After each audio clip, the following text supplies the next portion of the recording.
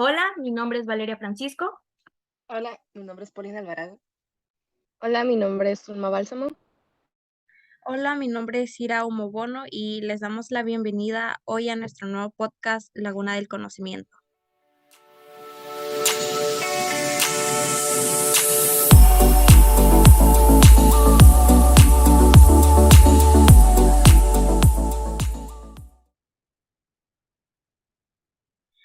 Es un gusto volver a estar en transmisión con ustedes. Es el tercer episodio de la segunda temporada del podcast.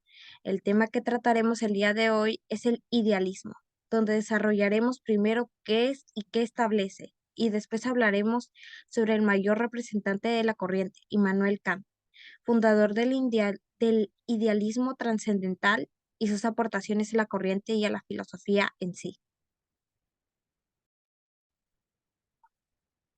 Comenzamos este podcast con la pregunta de ¿qué establece el idealismo trascendental? Bueno, el idealismo trascendental se basa en que las ciencias se conforman por juicios los cuales se afirman o niegan algo.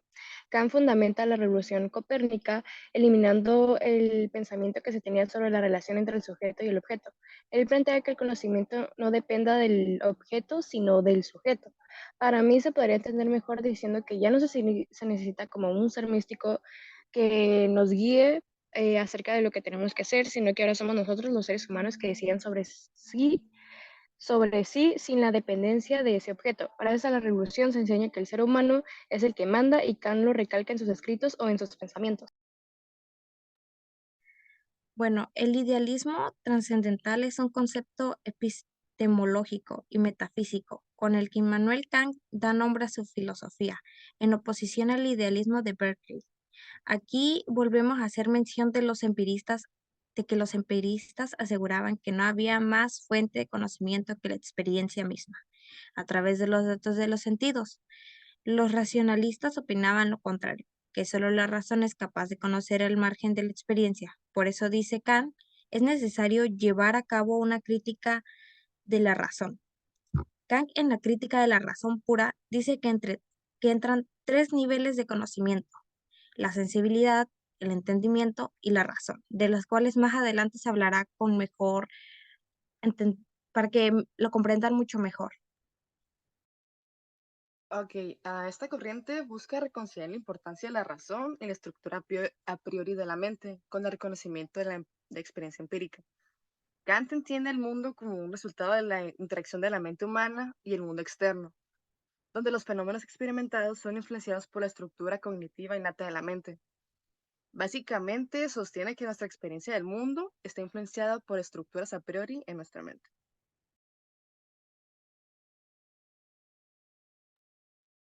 Ok, y por último, falto yo por contestar. La corriente idealista no acepta del todo la corriente empirista ni la racionalista. Es básicamente un punto medio o conciliador entre ambas corrientes. No se inclina ni a una ni a otra para no caer en el dogmatismo. Es una corriente filosófica que afirma que el mundo a nuestro alrededor es básicamente una idea formada en la mente humana. Un punto que difiere de las otras corrientes es que las otras no llegaron a creer posible que la sensibilidad y el entendimiento pudieran relacionarse. La empirista se inclinaba más a la sensibilidad y la idealista al entendimiento. Sin embargo, en la corriente idealista, la sensibilidad y el entendimiento se relacionan a través de la síntesis y el esquematismo, que pues lo veremos más adelante. Y pues con sensibilidad pues me refiero a la percepción del tiempo y el espacio, y con entendimiento pues las ideas que se forman y en forma de conceptos.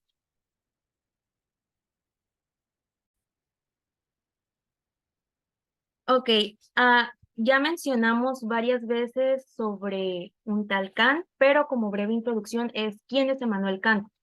Emmanuel Kant nació en 1724 en lo que antes era Prusia, donde también murió en 1804. Fue catedrático de lógica y metafísica en la universidad de su ciudad natal.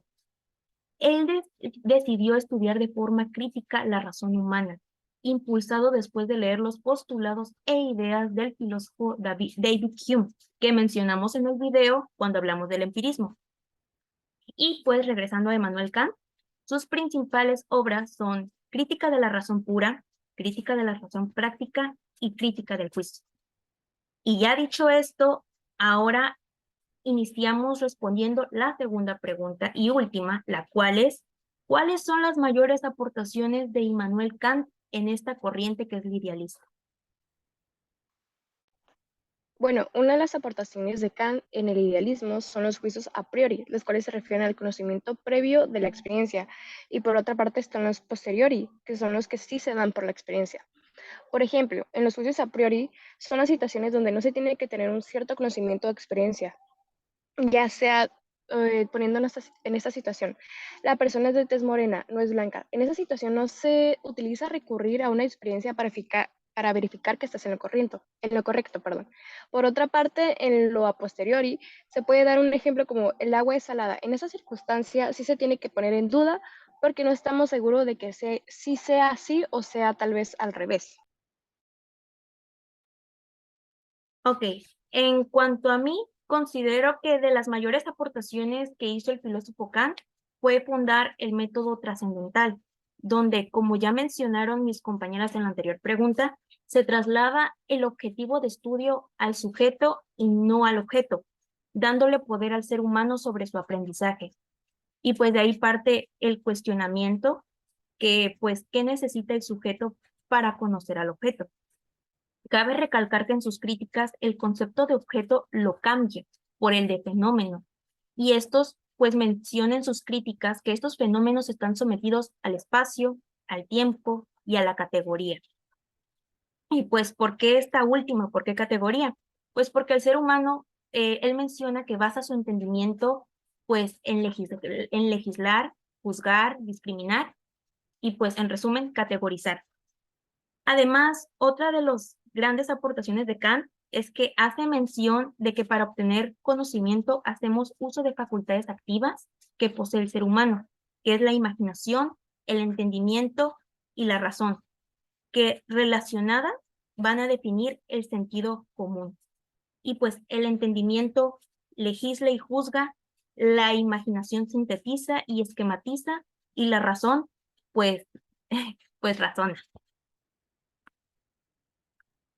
Agregando lo que mi compañera mencionó sobre las categorías, pues son estructuras innatas de la mente que organizan nuestras experiencias. Sirven como causalidad, unidad. Estas son fundamentales para la formación del conocimiento y han tenido un impacto duradero en la filosofía. La crítica a la metafísica tradicional, eso sería otro aporte. Este cuestionó la validez de muchas afirmaciones de la metafísica tradicional, destacando la necesidad de una crítica, entre comillas, para determinar los límites del conocimiento humano.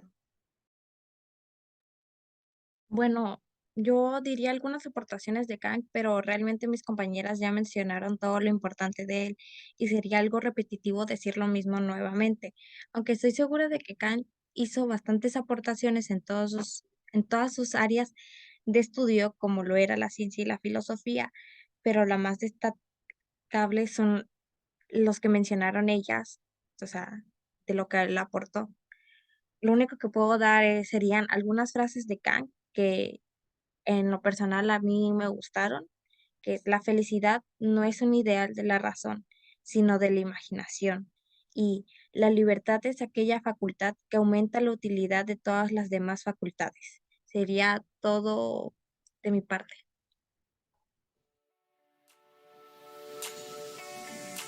Bueno, por lo tanto, el idealismo trascendental ha sido una de las más grandes aportaciones de Kant en la filosofía y esto se ha dejado ver en el contenido del podcast. Por eso dejamos los comentarios abiertos para que puedan dejar sus conclusiones y se puedan generar más ideas sobre este tema. Ha sido un gusto poder sintonizar con ustedes. Nos vemos en el siguiente episodio. Adiós. Bye. Amén.